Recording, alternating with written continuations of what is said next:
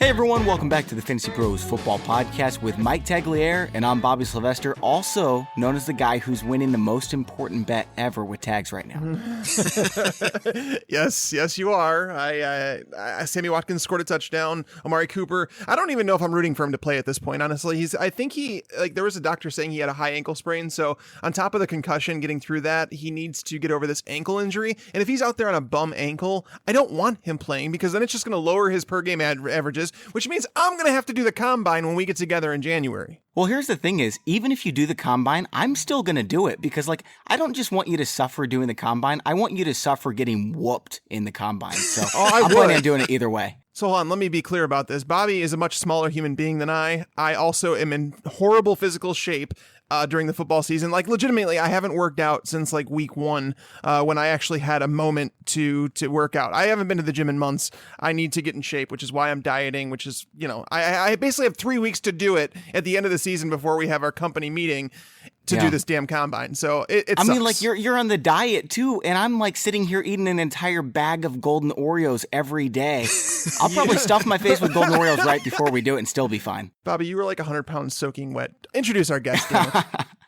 I weigh a little bit more than that. Anyway, our guest today is Andy Behrens of yahoosports.com. Andy, we really appreciate you joining us. Oh, I'm glad to be here. This is an amazing bet. I wasn't fully aware of it. This sounds like one of those league loser bets that seems like a great idea to everyone until it really comes into focus who might actually lose the league. And then you're like, oh no, that's outstanding. Yep. It started out as a hot take where Bobby basically said that Sammy Watkins would outperform Amari Cooper on a per game basis this year. And I was all over that bet. Everybody that came on sided with me. I had our listeners go out there and it was 86% said me. And right now I'm losing this bet because Amari Cooper's been so bad. So, I mean, if I lose, I deserve it. So, we'll see. You need him to sit again and then have one of those almost unpredictable Amari Cooper blow up weeks and at the absolute end of the season. And then you're done. That's your hope, I suppose. That would be the mic drop. That'd be awesome. He needs to get 18 targets so that when he only drops 12 of them, he's still got 6 of them he can catch. Let's get into our show, Bobby. Yeah, let's do it. Before we do, though, I want to remind you all that we have a giveaway going on right now for a Hall of Fame upgrade. That's our best package that we give away. All the goodies. All you have to do if you want to enter into this giveaway, we're going to draw one name at the end of the week. Subscribe and review us on iTunes, then take a screenshot and send it to us at contest@fantasypros.com. All right, so what we're going to do for today's show, it's what we've been doing the last couple weeks. One start of the week, one sit of the week. These are non-obvious, so obviously we're going to start Tom Brady at each position: quarterback, running back, wide receiver, tight end, and then at the end, we're each going to give a bold prediction or two. Tags has been killing it, so I can't wait to see what his bold predictions are. Let's start at quarterback, and we were talking before the show, and Andy says he has a really exciting name here. I can't wait to find out who it's going to be. I am excited about this because I was joking before we started that this is not a guy that I would ever recommend on any Yahoo platform. I don't want it officially on my record. I have to go on these rogue podcasts in order to make recommendations like this that I can plausibly deny later on. I'm excited about this because this is a legitimately terrible player. My start at quarterback, legit terrible. I'm talking about the guy who's dead last in the league in passer rating, dead last in the league in completion percentage. I'm not saying that he might not be something eventually, but right now he is absolutely an awful quarterback, and he's Deshaun Kaiser. Yes. Again, he has something like a 1-to-3 ratio of touchdowns to interceptions on the season. That's not good. That's the opposite of the ratio that you're looking for. But the kid has 5 rushing touchdowns. He's got 3 in his last 5. And I got here's some news. Here's a little bit of a news flash for you. If you're one of the people that is all over Josh Gordon this week because he gets Green Bay, you secretly like Deshaun Kaiser. You can't, by extension, you have to think that his quarterback might do a little something. And again, there's a rushing safety net here. He's basically 40 rushing yards a week. Good chance of a rushing touchdown. And he's all the reasons that everybody knows you're supposed to start Josh Gordon this week. Green Bay allows almost 8 yards per pass attempt. I think it's 7.8 yards per attempt on the season, 19 passing scores. Gordon is probably going to go off this week, and that means you're probably going to get 200 plus out of Kaiser, plus his usual rushing stats. Very good shot. It's obviously nothing is going particularly well for Cleveland right now, but what fun pieces on this offense between Gordon, and Njoku, and maybe Kaiser is a thing, maybe he isn't, but he's actually produced a couple of like 25-point fantasy weeks over the last month, largely off the rushing stats. So I think he can sneak in actually to the top 20. Now, would I start him in the first round of my fantasy playoffs? That would be a separate issue entirely, but I think that he's got a good shot to finish top 12. Yeah, if you need somebody, you've definitely got Kaiser as an option. I mean, you look at what he's done over the last month against Minnesota, Jacksonville, Cincinnati, the Chargers. Those are 4 of the top 5 defenses in terms of secondary. The Lions are also a decent secondary, and he's put up 14, 23, 11 against Jacksonville, which is like a little better than normal, believe it or not. Hey, 20 against Cincinnati, 16 against the Chargers. He's playing good football right now. Well, good fantasy football. Tim Tebow was a good fantasy quarterback, but that's what counts, right? DeShone Kizer is a fantastic start. And by the way, Andy, that's who I had as my quarterback. Is it really? Okay.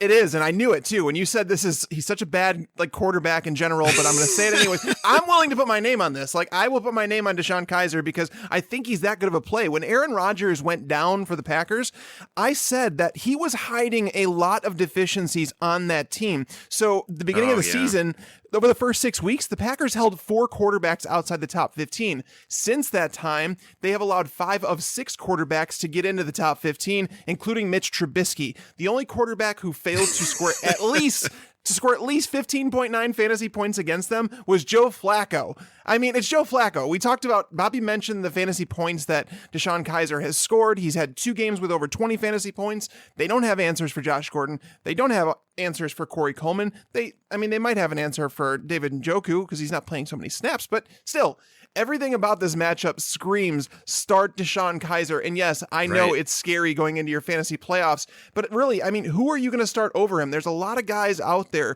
who are on that QB1, QB2 level, like Matt Stafford, who's got a broken hand right now. Well, not a broken hand, but basically it's bruised to the point where they don't even know if he's going to play. Do you play? Here's my question to you, Andy. Let's say Stafford doesn't practice in full all week and they say he's gonna give it a shot on Sunday. Would you play DeShone Kizer over Matt Stafford? It's funny that you throw that out there because he was actually my sit. Stafford was my sit, and I totally appreciate that it's a favorable matchup, that Tampa's allowing, I think, the 10th most fantasy points to opposing quarterbacks and all that.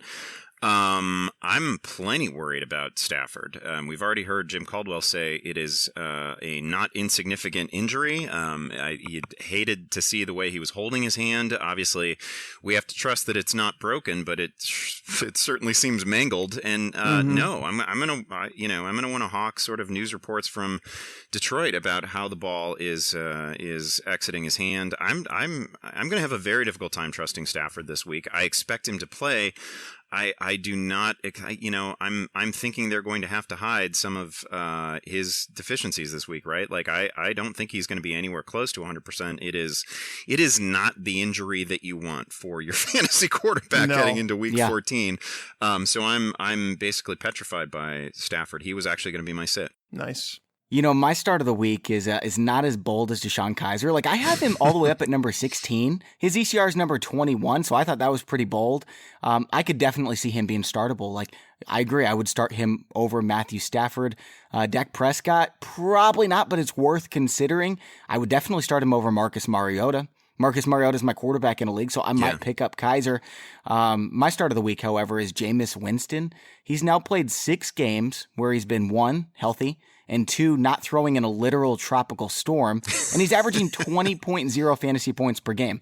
That's the same as Tom Brady, and Jameis Winston, I think he's a must-start every week at this point, unless obviously he's going into a tropical storm again or against Jacksonville, which is basically the same thing, and he gets Detroit this week, who's mediocre against the pass, so I see no reason why he should be outside the top 20 for ECR like he is now. I've got him in the top 10. I haven't looked at the ECR yet, but over the last 5 games, here's what the Detroit Lions have allowed. Brett Hundley, 18 fantasy points. DeShone Kizer, 23. Mitch Trubisky, 16.5. Case Keenum, 27.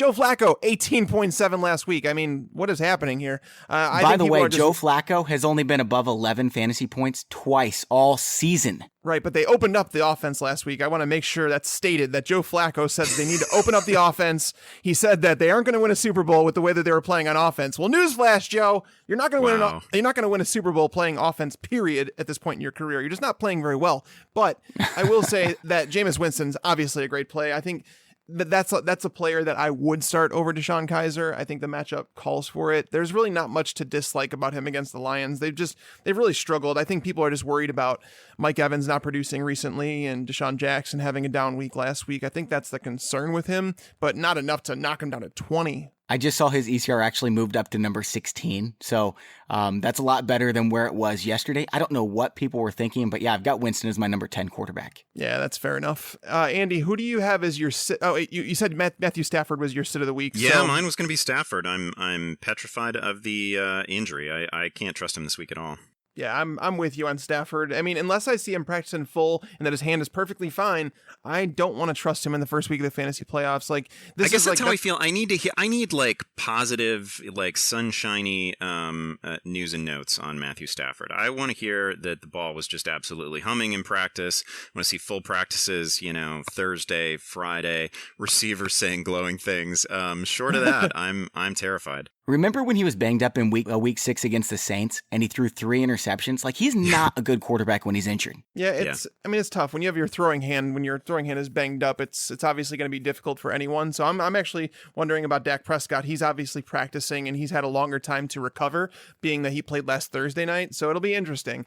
My quarterback that I am wanting to sit, I'm not going to go with the obvious one and say Cam Newton because, against the Vikings, that's a tough game. But I'm going to say Kirk Cousins.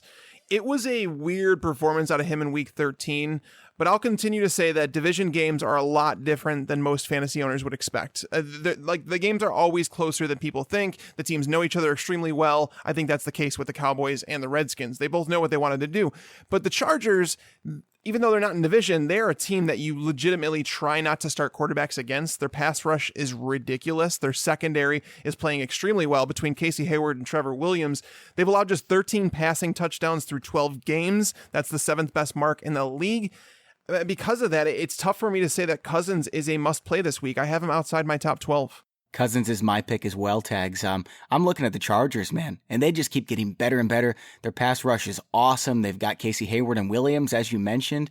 And it's not that I don't love Cousins. I think he's a start virtually every week. But when you get into this range of Minnesota, Baltimore, the Chargers, maybe Cincinnati, and obviously Jacksonville. I don't know if you start anyone against Jacksonville, but when you get into that range, Cousins becomes on the fringe. I've got him as quarterback number 14 this week. Other guys on the radar, you talked about Cam. I think you got to play him most weeks, but I would be really nervous about that. And then Big Ben against Baltimore, he makes me super nervous too. I could see him going for 4 touchdowns and 300 yards, but against Baltimore, man, that makes me nervous with Juju out. I don't worry about Ben this week, actually.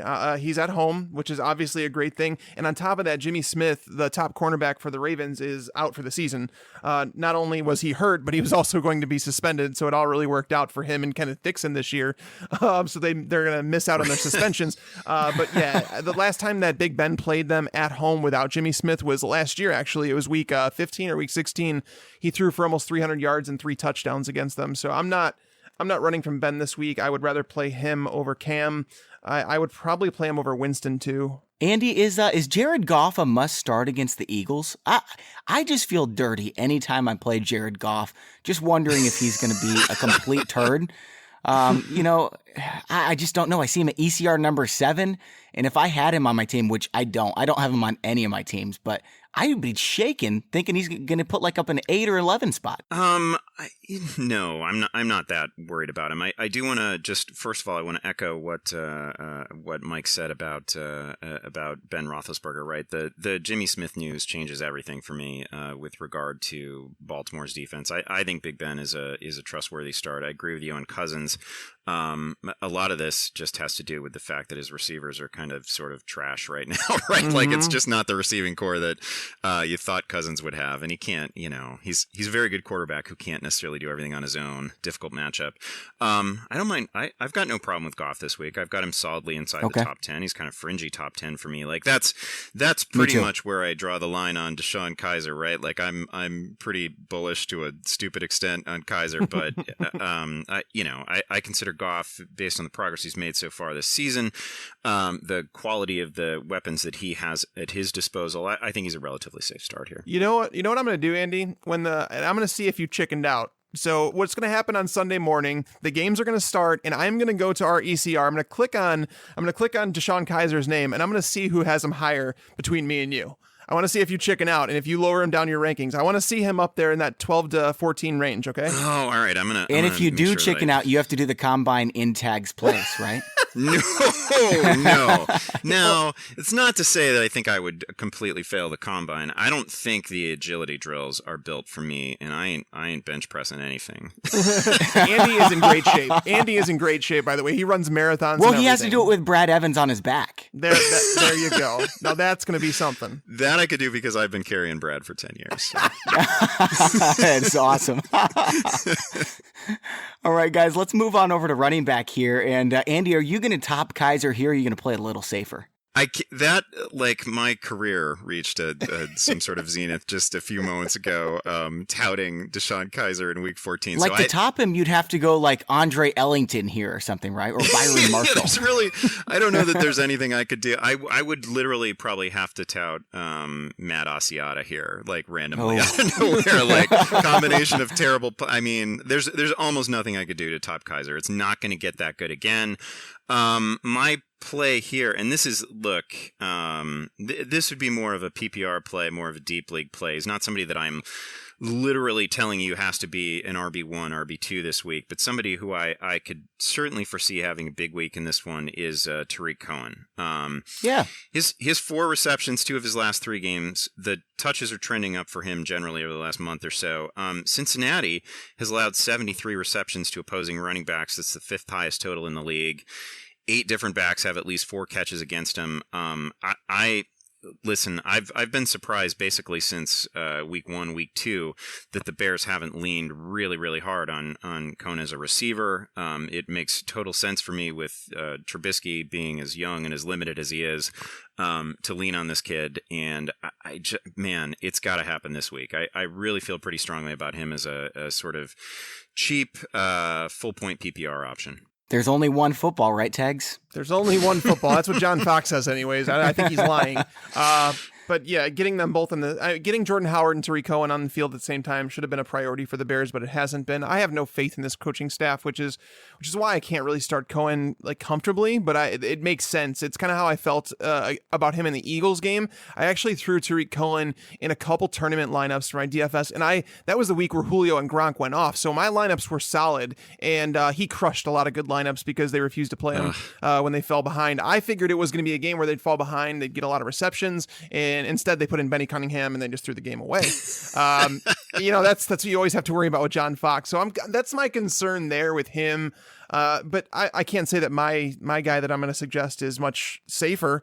When I say Jay Ajayi, I don't want to say him because he's someone that I've been shying away from for a lot of the year. Even when he went to Philly, I was saying to trade him away, sell him on hype alone. The going against the Rams is the best thing that could happen for him and the Eagles offense for that matter, because they need to get the run game going again. It opens up things for the passing game.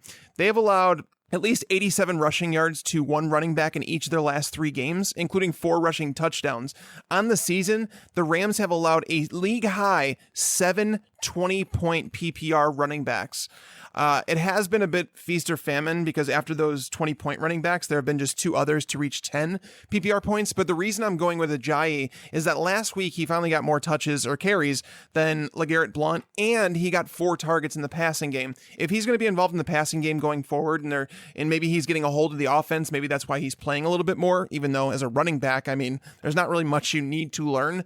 But Jay Ajayi, if you're sitting there looking at him or someone else and you're trying to debate between those two, I would give Jay Ajayi the tiebreaker. I disagree with you. He is a must sit for me. I'm looking at this, Tags. I mean, I understand your points, but he's been getting exactly 8 opportunities per game over his last 4. And I know it was a little better last week, right?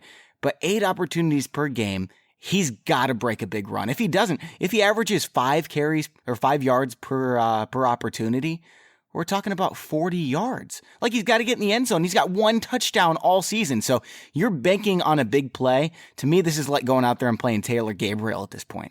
I'm just banking. No, I'm not banking on a big play necessarily. I'm banking on the team to actually attack the defense as it is. Like the Rams pass defense has been really legit, and they've held quarterbacks in check. So it's something to watch with Carson Wentz. But at the same time, like if you're a good coach, which Doug Peterson has been through the majority of the year, their play calling has been good. If they do that, they attack this team on the ground. You don't attack them through the air. Knowing they're coming off a performance where they threw the ball a ton, I think they want to get back to what they do best and run the ball. So again, it's not to say that you're starting Jay Ajayi over, like some like proven commodities. I'm talking about if you're sitting there in the RB3 conversation and you're like, do I start him or, I don't want to say LeGarrette Blount, but somebody in that territory. Yeah. I would lean Jay Ajayi. I'd play Jay Ajayi over DeMarco Murray. I don't want to play DeMarco Murray at all. Yeah. And Gio Bernard is he's the other name I wanted to mention. I think he's a fantastic start. I would play him over Jay Ajayi, but I feel like he's going to be a given one. Once Joe Mixon's announced out, I think most people are going to understand that you start Gio Bernard. Yeah, right now Gio Bernard is number 29 in ECR. If Joe Mixon is out, I'd put Gio Bernard in the top 15 probably, right? He's definitely a top 24 option against the Bears. The Bears haven't allowed too many, they haven't actually allowed a single 100-yard rusher against them, but Gio Bernard has been the type of player, he's been able to carry a workload for a couple weeks, but he's not built to withstand it for the entire season. So if they ask him to do it in one game, it's a home game. They're a big favorite. There's so many reasons to like him there. He'd be guaranteed 15 plus touches. So yeah, he'd be up in that conversation with guys Jamal Williams, Alfred Morris. That's the territory I'd put him in. I think 15 carries, 5 or 6 targets for 4 or 5 receptions. That's a good game for someone like Bernard, maybe 50 rushing yards, 55 receiving yards. I think that's the type of player he is. So I think Bernard is a must start. I would have to assume that ECR is just simply people not backing Joe Mixon out of their ranks yet, right? Because I would agree with you. Whether you have him all the way in the top 15 or whether it's top 24, he's certainly in that range, right? That 15 to 25 range. Mm-hmm. My pick for running back start of the week is not as sexy as your guys. I understand the sentiments that you guys had. I could see a scenario where Jay Ajayi goes for 20 fantasy points, right? He has that kind of upside. I just don't really trust him. I don't want someone like that to kill me in the fantasy playoffs. So I'm going to recommend starting Duke Johnson. He's basically a wide receiver 4 every week. Plus, he gets 6 or 7 carries each game. And with Crowell struggling, I think that's going to kick up maybe another 1 or 2. He's on pace for 70 receptions this season. Squares off against the Packers, who are surrendering over 6 catches per game to running backs. So I like Duke Johnson. I don't think he's sexy and going to score 20 fantasy points, but I think he's a good bet to score 8 to 10 in standard leagues. And he's got a chance to score 15. My problem with this is that I don't trust the Browns offense as far as I could throw him. When it comes to Duke Johnson, they've said there's been a lot of different times where Hugh Jackson has come out and said, we're going to play Duke Johnson more. He deserves more touches. He's electric. He's this, he's that. And then last week, the guy, legitimately, I had people adding me because I said that he was cash game viable in DFS with how consistent he had been. And then he's got a big fat 0 at halftime. And people are like, Mike, is he playing? Did he get hurt? What am I missing here? And it was just basically him missing in action. He totaled 7 carries for 2 yards. That's not going to help him get any more work. He had a season low 4 targets for 2 receptions, 10 yards. I think this is all a product of Deshaun Kaiser now having legitimate options in the passing game with Corey Coleman, with Josh Gordon. Even David Njoku got involved last week. I don't think that Johnson's a bad play. I still think he's very, very playable in PPR leagues, but to say that he's safer than Jay Ajayi, I don't think is fair. Duke Johnson has been a top 32 running back 8 out of 12 weeks this season. LaShawn McCoy has been a top 32 running back 8 out of 12 weeks this season. Now, Duke Johnson's safe, man. Hold on a second, but Duke Johnson, how many games has he finished as a top 36 back with Josh Gordon in the lineup? 0. Yeah, so this is what I was going to say. I feel like the assumption, or at least my assumption, when Gordon came back, is that could free things up for other people on the field, like make life easier for Duke, make life easier for Coleman. And those are two players who were just absolute zeros last week. So, now you start looking at it as if, okay, they're for sure not going to let Deshaun Kaiser throw the ball more, as much as I say that I like him this week. They're not going to let him throw the ball many more times than like 30, 32 attempts. We know he's wild. He's crazy inaccurate. So he's only going to complete 15 or 16 of those. And then we're looking at a dozen targets for Josh Gordon, and what is really left for anybody else? If Josh Gordon did that against Casey Hayward last week, what is he going to do against the Packers, guys? I mean, is he actually a top 15 wide receiver this week? Oh, I don't think that's crazy at all. I think I may have him number 16 right now. I'd be surprised if many folks have him outside of the top 20. I mean, listen, I was a skeptic too. I mean, in my eyes, you don't step on the field in the regular season for 3 years. That's a thing, no matter what kind of athlete you are. I mean, he literally met Deshaun Kaiser I don't know, a couple weeks ago, right? Like 3 weeks ago. Yeah. There's no reason to expect any rapport there. But he was just marvelous. And listening to Hayward in his comments after the game, I mean, I take that seriously. If he says that Gordon is the most dangerous receiver that he's really seen all year, that is impressive to me. So, yeah, I'm totally willing to adjust to it. I think he's absolutely certainly a top 20, perhaps top 15. I would agree 100%. A stat I had last week, I haven't added it up this week between them two, but Kevin King and Devon House together, they combined going into last week, they combined a 103.8 rating when targeted in coverage, which is slightly higher than Aaron Rodgers' quarterback rating this year. So that just kind of tells you how bad that duo has been. So yeah, Josh Gordon, he's a must play. And I'm with you, Andy. I was one of the skeptics saying that I was thinking he was going to have like 3 catches for 29 yards in his first game back, and then we were going to have like a decision to make. But against Casey Hayward, a guy who has allowed more than 85 yards just once all season, like that was quite the performance. He looked every bit as physically dominant as he did before he left. So yeah, Josh Gordon, good for him, man. I just want to throw this out there, Tags. I was telling people to add Josh Gordon in week 6. You were. That's one for me, one tally mark. Well, that wasn't bright to tell him in week 6. You didn't need him then. But yeah, he was probably 3% owned until week 11. Guys, right? roster Saquon Barkley right now. Just do it. Don't wait. I'm fine with that, man. If I've got a keeper league right now, yeah, man, I'll take him. Of course. He's going to be a first round pick. He's going to be a first round pick next year, right? Depending on the offense he's in. definitely. He's going to be. You don't Believe really me, see that with be. rookie running backs, but like with Zeke and everything, he's better than Leonard Fournette. So that guy is incredible. Guys, let's go sit of the week at running back. What you got, Andy? Well, you already threw his name out there. My sit of the week, and again, this would be really difficult for me to actually do in week 14, and this is all context dependent, who else is on your roster and all that. I am not expecting a huge week from Leonard Fournette at all. He's under 3 yards per carry in 3 of his last 4 games. He, as he threw out there himself to the fantasy community on Twitter this week, facing stacked fronts all the time. Seattle is allowing the 5th fewest points to the running back position, less than 4 yards a carry.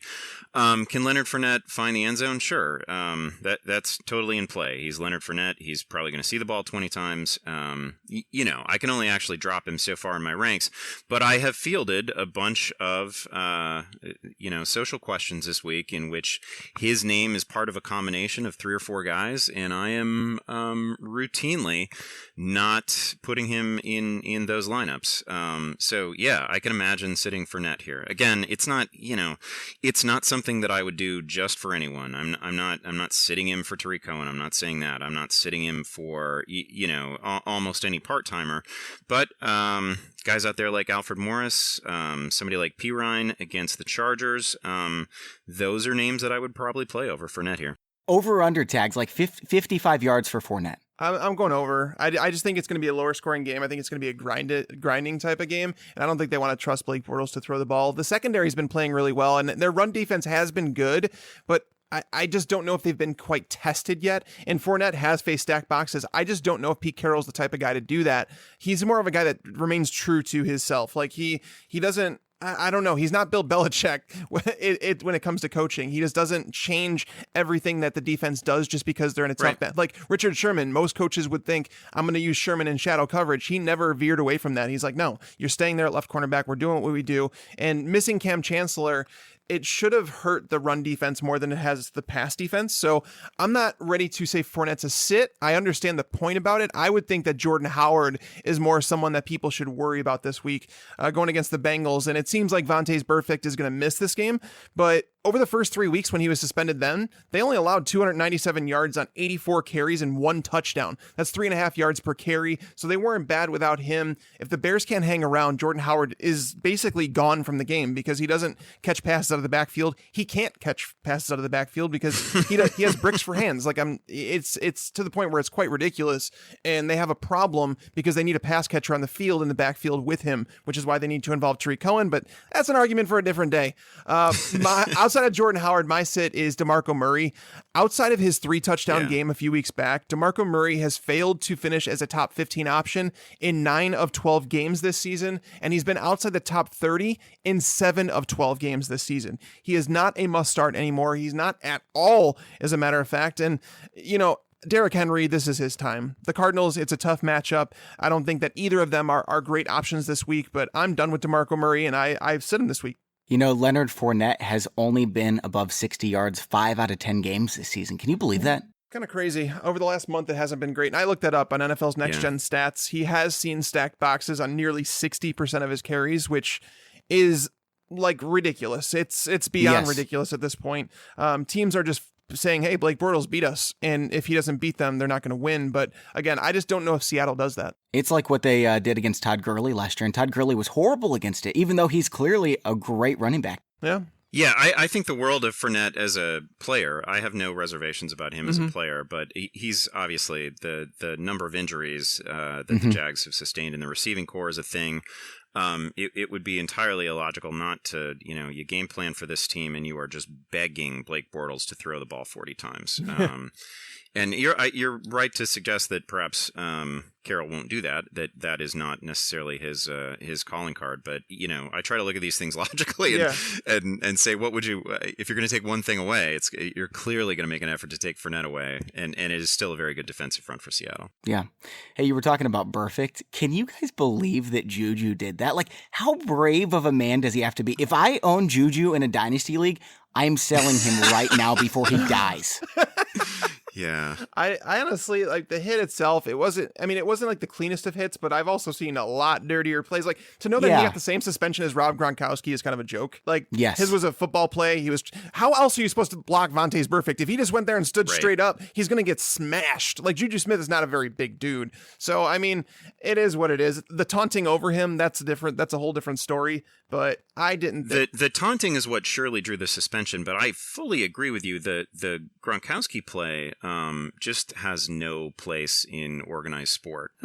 Yes. And for that, I mean, I'm shocked at I know the NFL doesn't necessarily want to sit their star players this time of year. That to me was a rest of season suspension. Yeah. Yeah, I agree. I mean, that's a criminal offense. It really is. Maybe they didn't want to deal with Robert Kraft or whatever, but I was shocked that Juju got a suspension. I mean, the taunting stuff, there's no place for that, but try to remember the play before they blew up Antonio Brown, like tried to spear him in the helmet. I don't know, like you stick up for your brother, right? Yeah, I'm not, because of who was actually laid out on the play too, like it's really hard to, I know. It's hard for me to summon much sympathy, right? And that's a terrible thing to say.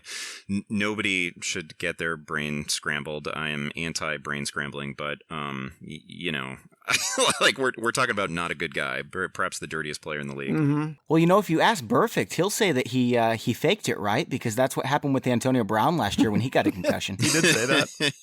He did say that. Vontaze Burfict, and it came out like not long before he said that Antonio Brown faked his concussion, so they should have said the same thing about him. I don't know. It was a dirty play. Wasn't Brown knocked unconscious too? Oh, he was. He was out. Like that was. Yeah, that wasn't a very pretty play. But Burfict has a history. Yeah. It's like kids, right? It's like if my kid's hanging around someone that does something wrong, it's like, I don't want to consider them a bad kid right away. But if they have a history of doing these things over and over, I don't want my kid associated with that person. Yeah, I do not want my kids hanging out with Vontaze Burfict. I want them to go to the park with Josh Gordon. Yeah, my set of the week is also DeMarco Murray. I mean, he's one of the least efficient. Arizona's been deadly against the run, 3.7 yards per attempt. Murray has just 54 carries in his last 5 games, so it seems likely to me he's not even going to reach 40 yards. I know he's got the touchdown upside and everything, but I'm not touching him for the second week in a row. Yeah, no, for sure. Yeah, that's pretty easy on that one. And before we jump on over to wide receiver, let's pause for a word from today's sponsor, SeatGeek. So I've been watching a lot of college basketball lately, and I love Arch Madness. I didn't say that wrong. Arch Madness is the Missouri Valley Conference end of the season tournament. They play it here in St. Louis, so I don't get to watch that much college basketball in person, but when they come to St. Louis, you better believe I'm going to go see some games, and it's just a great atmosphere. Everyone's playing so hard and seeing these kids with their careers on the line. It's great basketball. So I've got to get some great seats for my boys to really be able to get into it. And I used to always spend so much time searching around on other sites to finally find a decent value so I can get those seats. Now that I've got the SeatGeek app on my phone, it's by far the easiest I found to shop for tickets. I can be anywhere in just a few taps, can instantly find the best value across multiple ticket sites. SeatGeek saves you time and money by grading the value of every seat across multiple sites. Plus, every purchase is fully guaranteed. That way you can shop for tickets on SeatGeek with confidence.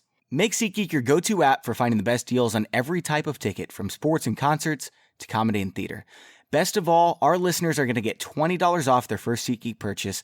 Just download the SeatGeek app now and enter the promo code FANTASYPROS today. That's promo code FANTASYPROS, all one word, for $20 off your first SeatGeek purchase.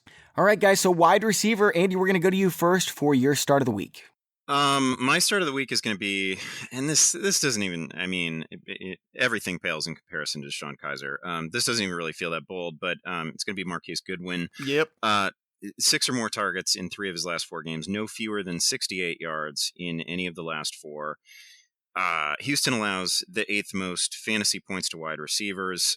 And it's not just that. It's players like, people know Goodwin's backstory, right? He's a former Olympic long jumper, great relay runner, great sprinter, like a small speed guy. You look at some of the receivers that have gone off, like really gone off against Houston so far this year. It's Tyler Lockett, it's Brandon Cooks, it's T.Y. Hilton. Those guys all over 120 receiving yards against this team. I just think now with the upgrade at quarterback to Garoppolo, I love the setup for Goodwin this week. Yes, this is exactly why I get multiple players ready. You and I have agreed, so this is scary. This is scary stuff. I have Marquise Goodwin as my number 1 as well. He was someone that we talked about picking up last week, and it panned out with Garoppolo. So to see me get him on the waiver wire in a few leagues this week where I didn't last week was surprising. I thought more people would jump to him. He's been fantastic. There's really no reason not to like him. Him and Garoppolo seem to have a connection. They connected on all 8 of their targets against the Bears, and yeah, there's really no reason not to like him this week. Bobby, do you have anything against Marquise Goodwin? Oh, no. He's top 30 for me for sure. He's definitely a wide receiver 3. Yeah, for sure. And so being that Andy stole my pick again, I'm kidding. Anyways, but Deshaun Jackson is the one that I would recommend that you start. I think that he's a must play.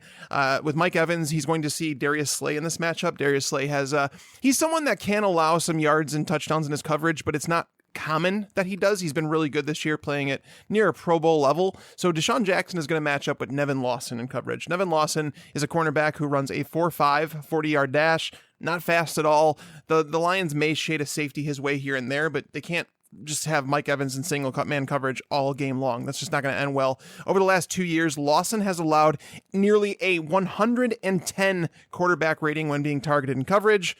Jackson is a must play this week. So Tags, you're saying 4.5 isn't very fast. Is that you guaranteeing that you're going to beat that? I'm pretty sure that if you add 2 seconds onto that, I'd be slower than that. I've never been a sprinter, man. Do we have Josh Norris's stats from when he ran the combine? Like, can we? I don't know. I feel like at some point we should have enough data that we could come up with like Spark scores for fantasy experts.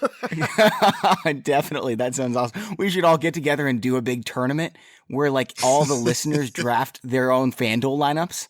That'd be a lot of fun. Hold on, Andy can make this happen. So Andy, you're on the FSWA, and so we should make this happen. Jody Smith and I have talked about this off air before through text. We were saying that when everybody gets together for those things, we should have some sort of activities like that for the experts to take part in. It would just be something that was fun. So Andy, let's make it happen. Oh, I love that. I don't know. No if we can, cold weather football. I don't know if we can put it together for the FSTA Winter Conference, but perhaps for summer. That seems doable to me. Let's do it. Deal. All right, Bobby, who is your start of the week? My start of the week is Zay Jones. The Colts have been getting crushed through the air, and especially lately with everybody, and I mean everybody injured.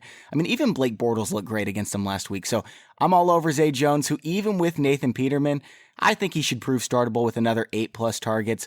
We mentioned last week on the show that he's been seeing a ton of opportunities, loads of air yards, so it's hard not to like him against the Colts. How do you feel about Zay Jones? Are you comfortable starting him? As of this point, I'm assuming that Nathan Peterman's going to start. Yeah, I can't roll with Zay Jones with Peterson. Like, again, I'm the guy who recommended Kaiser, so obviously I have some affinity for bad quarterbacks. But what little we've seen of Peterman has been so disastrously bad, and it's not as if Jones has been the most efficient receiver in the game, no matter who's at quarterback. So Week 14, gotta win. That's a tough sell for me. Yeah, there have been just 3 games this year, Bobby, where Zay Jones has had higher than a 33% catch rate. No, are you serious? They should kick him out of the NFL. I mean, I understand he can levitate or whatever that was that he did, so maybe that saved him like 2 weeks, but at the end of the season, if this keeps up, he's out of there.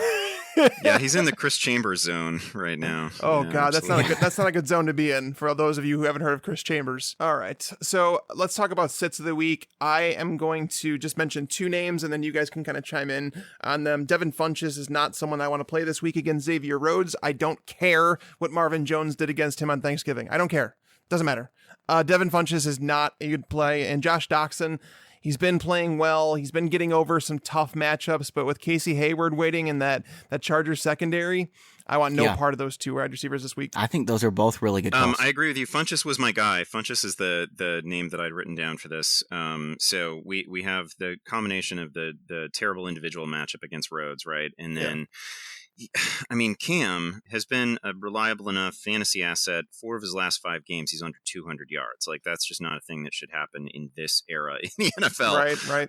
And Funchess is a guy who's only seen 1 double-digit target game. So, in a matchup against a corner of Rhodes' quality, this could be a low-scoring game anyway.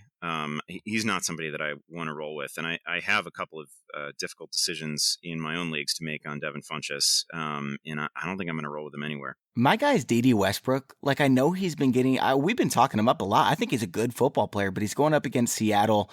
Alan Hearns may be back. I think they're going to run the ball a little more in this game than we've been seeing. I don't think he continues to get 8 targets per game is really what it comes down to. And if you're getting 6 targets per game with Blake Bortles, I'm sorry, I just don't think that cuts it, even if you are a pretty talented wide receiver. So I've got Westbrook outside my top 36. I think that there's a lot of hype surrounding him, and it's unwarranted.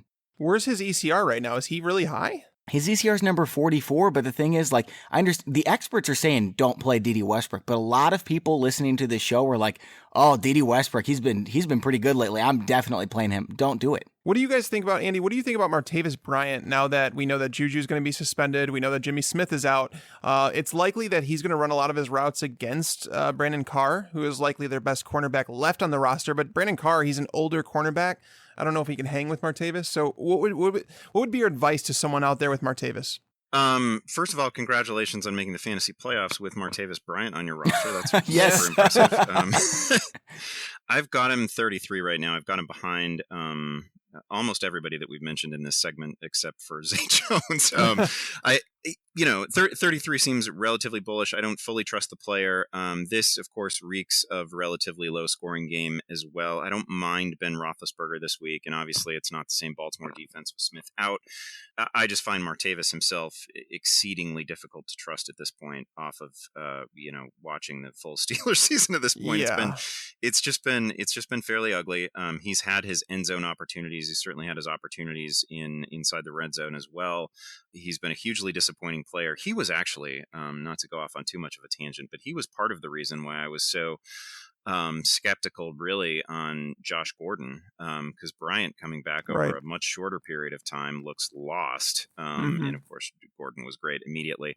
So I'm, 33 is not a rank that suggests that I'm fully trusting Martavis. I understand the case for him, but he to me is really only a deep league, like, got to start 3 receivers and it's a deep format kind of start. And you're still throwing up. I mean, he's been a top 40 wide receiver twice all season. Hold on, top hold on 40.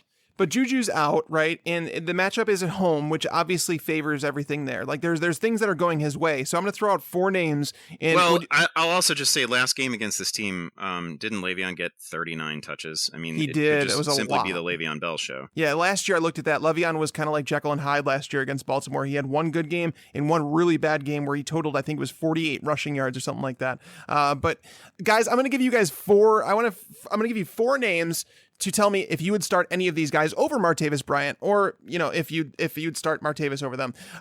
Josh Doxson's one, and then Kenny Stills, Emmanuel Sanders, and Jermaine Kearse. Would you start him over all those guys, or none of them? All of them. No, I mean, none of them. Sorry. I would start all of them over him. Wow. I'll just jump in and say the only one that I actually have higher at the present time is Jermaine Kearse, who I think has become somewhat quietly a relatively bankable fantasy asset. I trust him a little bit more, and obviously Denver has allowed a zillion touchdowns through the air, so I'm kind of excited about that.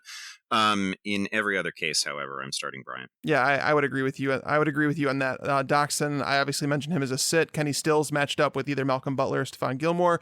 Bad matchup. Jermaine Kearse, I'm not so even though Denver's allowed a lot of touchdowns, not a lot of them have gone to wide receivers. They still have been relatively good against wide receivers. And Emmanuel Sanders with the ankle thing, he had to leave the game again last week. I don't know what's going on with him. So Martavis, at least he presents upside with his risk, right? So yeah, that's where I was going with that one. I have all those guys pretty close. So the fact that I'm starting all of them over Brian isn't saying much. I've got Brian at 43. Like, you could consider him for the flex if you need a play. Like Andy said, I don't think he's a bad desperate play, but that's what he is, a desperate play. The other guys I think are pretty safe flex plays. Yeah, and I just want to mention Kenny Stills and Devontae Parker. I think those 2 are sits this week. Devontae Parker obviously falling out of favor with the coaching staff. Even Jay Cutler was back last week, and that couldn't save him. 29 yards or less in each of the last 3 games. Honestly, I'm scared to even roster him at this point. Yeah, I think that's a good call. Actually, I think he's a relatively easy drop, coming off like an absolute zero of a game for fantasy purposes. Yeah, and he seems to be well behind Stills at this point in the hierarchy, and certainly behind Landry. And Landry's really Landry and Drake, I suppose, are the only elements of that offense that can be trusted at any level. Yeah, for sure. Now, guys, moving on over to tight end, I'm going to start us off here. I'm taking Jameis Winston to Cameron Brate any week in any matchup. I don't know why, but Winston just loves him some Cameron Brate, so I think he's a start against Detroit. I don't hate it, right? It was only, 2 touchdowns is awesome, feels good, everybody wins. It was still only 6 targets, and he's not really been a target monster to this point, but it is very hard to dispute the inside the 20 rapport that exists between Winston and Brate. So he's kind of fringy top 10 for me. Yeah, he was the second player I had down in case someone took my first one. So I do like Brate. The only thing I would be worried about, the 2 touchdowns, yes, you mentioned that, but he only caught 2 passes. Those were the only 2 passes he caught all game. And I know that's what matters to fantasy owners, but you have to understand the volatility of a player he's only caught 6 passes over the last 5 games. He did also play a season low, just 42% of the snaps. So that's something to keep an eye on. Maybe he's hurting, more than they're letting on. OJ Howard has been running more pass routes than him. So that's something to pay attention to, which is why I went with Austin Seferian-Jenkins as my start. It seems like the honeymoon's kind of worn off with him and the Jets. Obviously he was a big player earlier in the year in fantasy. He was scoring touchdowns, but he's not someone who gets a lot of yardage. He's caught just 2 passes in 3 of the last 4 games. He hasn't totaled more than 28 yards in 5 of the last 6 games. But with that, the Broncos, we talked about it. They're not allowing wide receiver touchdowns, but they have now allowed 9 of 12 tight ends to finish as the tight end 13 or better, including touchdowns in 8 of those games. So if there's something that the Seferian-Jenkins does well, it's score touchdowns. And it's been a little while since he's been in the end zone, but when you're playing a tight end, in that range, like the streaming range, you're looking for someone who's got a good chance to score, playing with a good quarterback. And I think that at this point, we can consider Josh McCown a good quarterback. So I think Seferian-Jenkins is a great play this week. Seferian-Jenkins is actually my sit, so I'm just going to jump right in here and explain why. It's really pretty simple. This season, I mean, he's got a couple touchdowns, yeah, but this season, he's only been a top 12 tight end once all season. I mean, it's a good matchup and everything, but you've been burned by Safarian Jenkins so many times. Are you going to do it again in the fantasy playoffs? I'm not. I would just say no. Well, he's been top 12 just once, but he's been top 13 4 times. So he's always on that fringe. Like he's a guy that needs to score. That's basically what it comes down to. If he doesn't score, he's going to let you down. But going up against the Broncos, knowing how hot Josh McCown is, knowing how that Aqib Talib is coming back for the Broncos, there's just a lot of things that are playing into it. They may not need Safarian Jenkins in to block as much this week because Pico was out for the Broncos last week, and they were losing another edge rusher too. So he may not have to block nearly as much. The targets have been there on a relatively consistent basis. So I just feel like this is a game where they're not going to be able to run the ball against Denver. So I think Safarian Jenkins can kind of come out of the cellar and score a touchdown for your fantasy team. I understand the case for him, but he was my sit as well. The yardage totals being officially being suck. The major issue. I mean, this is 1, 2, 3, 4, 5 games out of his last 6 in which he's under 30 yards, and it's not like, obviously we're not banking on huge yardage totals from most tight ends.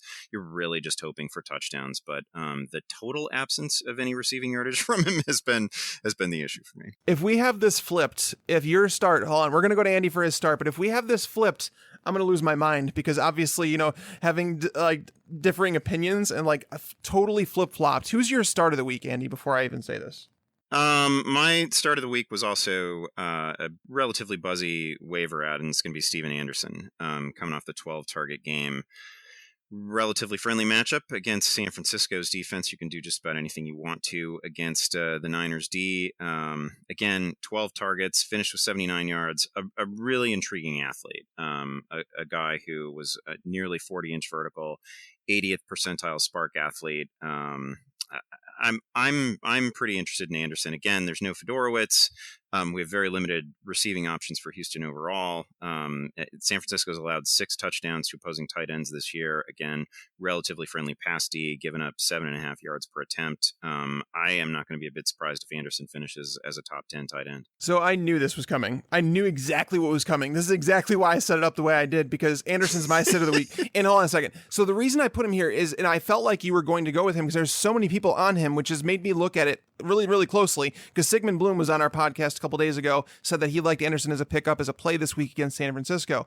But the more I look at it, the more I don't like Anderson. Against the 49ers, it's going to be tough. They've allowed just one tight end this year to finish with more than 34 yards against them.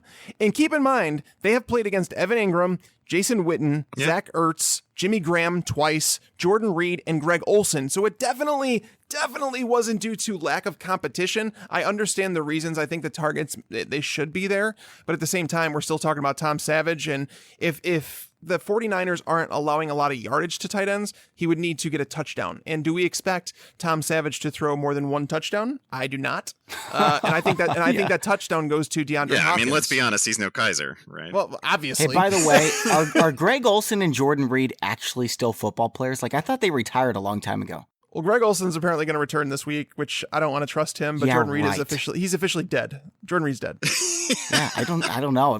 Hey, Andy, how do you feel about Ricky Seals-Jones? I see him number 14 in ECR. Would you actually consider playing him? It was a choice for me this week, basically. Yeah. I've lost faith in Jared Cook, which is a separate discussion entirely. I've lost faith in Jared Cook. I have a couple playoff matchups coming up, and it was a choice between Seals-Jones, who I don't hate, and I don't hate the setup for Gabbert this week. I can imagine a reasonably productive week from him, but I was purely target chasing with Anderson. I see a dozen targets next to an available tight end, and I'm super interested. Even it's fair to say these are Tom Savage targets; these are not premium targets necessarily. But just on workload alone, I'm somewhat more interested in Anderson. I basically brought up Ricky Seals-Jones because I'm trying to pawn him off to somebody else in our experts league while he's hot. I don't think it's going to work, though, because they're all experts. But if you were really excited, I was just going to give him to you for something.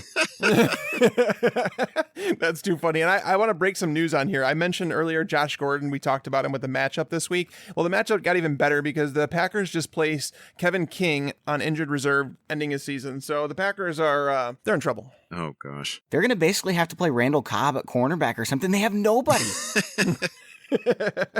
I kind kind of hope they do. I want Josh Gordon to go nuts. I just hope I'm not playing against him in any leagues. Didn't the Patriots have some wide receiver like Troy Brown? Was that his name that used to play wide receiver and cornerback? More people should do that. Like stick Josh Gordon back there. See what he can do. Maybe get a few picks. Oh, Man, Gordon at this point, I'm not sure how much he costs at every daily fantasy platform, but he's only like $21 in Yahoo Daily.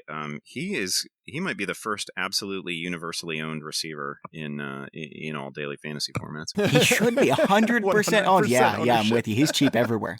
Yeah, he should be highly owned for sure. All right, guys, bold predictions time. Let's set this up. I think I probably have the most bold prediction, so I'm going to go last. Andy, do you have one or two for us? Okay, I'm going to pair this. I'm going to bookend this with my quarterback call, and actually say that Deshaun Kaiser is the QB1 this week. I'm not going to rank him that way. Ooh. Not going to rank him that way. And I'm actually veering to this off the, not that, man, even King being out, I don't even know if that's good or bad for the Packers, right? It's been so miserable for the Packers all season. But as much as we're all going to like Josh Gordon, there's no way to feel the way that we do about Gordon without also feeling relatively bullish on Kaiser. I think they're going to move the ball up and down the field. I think they win. I guess that's another bold prediction. I'm not going to be a bit surprised if Cleveland pulls out a win this week. And I'll be surprised if Kaiser doesn't somehow give us like 3 combined touchdowns, nice yardage total. Yeah, 50-plus rushing yards is definitely a possibility. We should have saved that one for last because that's a little more bold than I have. Now it's going to feel like a letdown for me.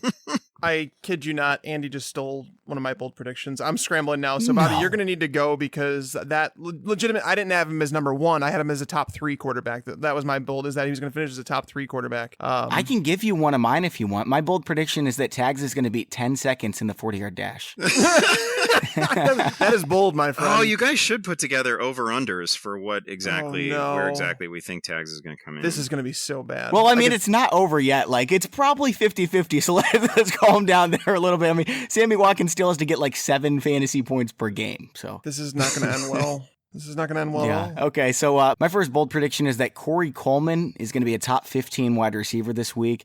Everyone's so excited about Josh Gordon, and rightfully so, right? But Coleman is extremely talented, and seeing that they get the Packers, I'm expecting a major bounce back here. I like that as a pivot play. A lot of people are going to play Corey Coleman or Josh Gordon. Yeah. Corey Coleman's going to be kind of forgotten about. So I actually think both of them can be good options. Obviously, if Andy and I are like putting our mortgage on the fact that that Deshaun Kaiser is going to be a top 3 quarterback, then we're obviously down with Corey Coleman as well. So are we going to go all Browns here in the bold predictions section? This is not something I will say on any Yahoo platform. Well, this is strictly Fantasy Pros only content. I'm going to shout. Tags, you going to roll out David Njoku here or Matt Days? No, I don't think I'm putting it all. Josh Gordon and Corey Coleman are going to make up 300 yards and 2 touchdowns. And then we're going to have another rushing touchdown from Kaiser as well. So it's going to be lit, as the kids say nowadays. My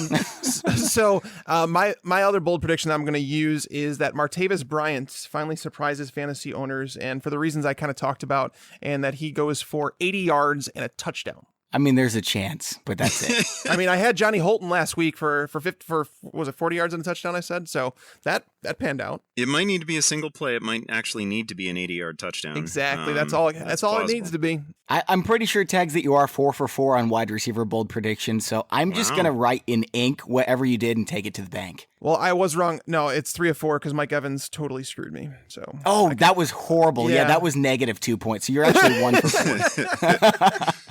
All right, man. Here's my final bold prediction. I think Kenyon Drake is going to go for 100 yards again, and the Dolphins are not only going to cover the spread, they're going to beat the Patriots outright at home this week. Whoa. Okay. That might be bolder than Kaiser at QB1. That is something. It's 100% more bold. I think the Dolphins turned it around last week. I think they've got quite a bit of talent on their team. I think they can stop the run. And what was wrong with Brady last week? He looked horrible. He did. It was his worst game of the year. And kind of like a teaser, and if you guys listen to the podcast, my boss told me I need to let people know the primer that I write every single week is like a 23,000. This week it's going to be like 25,000 words. Every single week I write it. So if there's a player that we didn't talk about that you'd like to hear an opinion on, I promise you it's covered in the primer. But so one of the tidbits from there is that Tom Brady, in games without Gronk over the last 5 years, he's played 18 games. He averages just 248 yards passing, 1.7 touchdowns compared to 295 yards and 2.2 touchdowns with Gronk. So it's obviously a huge downgrade, but we have heard that Chris Hogan might be back this week, which is something that's going to cause me to rewrite the article, that game anyways. But I think that's a solid, bold prediction, man. It's a division game. They're typically closer than people think, and Kenyon Drake is the man. I love Kenyon Drake. I am shocked you didn't sigh and then just like blow me up for that one, Tags, because you usually do on my bold predictions. And to hear you say that, I think I might have to rethink things because I want to make you all excited. No, Bobby's regular takes make me roll my eyes, not his bold ones. Those ones I'm expecting something bold, but his regular ones, those are a little out there sometimes. Well, I mean, I wrote this on Twitter earlier today. Somebody said that Dan Harris said that I was a crazy hot takes guy. I'm not sure what he means by crazy, like, you know, Sammy Watkins beating Amari Cooper or the Chargers having a great offensive line, maybe the Saints having a good defense and being a Super Bowl contender. I don't think those are crazy. I think they're obvious takes. I think that we're going to have to go digging. We need a listener to put together a mixtape of Bobby's hot takes. Like, seriously, if you do that, I will do whatever. I will give you a giant hug. I'll invite you over to my house. You can have dinner with family. I don't care. We'll do something. But seriously, get it together and put Bobby's hot takes together. You can put my eye rolls in there too, because it's so good. It's so good. I'm making steak tonight. If you guys want to come on my side and like make those look a little better for me, you can come over and have some steak with me. All right, guys. Well, that's all we have for the show. Andy, it was a blast as always, and we always look forward to having you on. Thank you for joining us. Oh, it's a pleasure. I really enjoy your show. Thank you. And for those of you listening at home, remember we do have the giveaway going on for our Hall of Fame upgrade package. We're going to be picking a winner this weekend, so make sure to get your entries in. Just subscribe and review us on iTunes. Send us a screenshot to contest@fantasypros.com.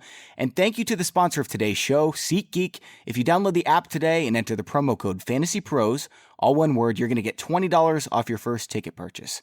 For Mike Tagliere, I'm Bobby Sylvester. Thanks for listening and enjoy your football. I just wanted you to watch me dissolve.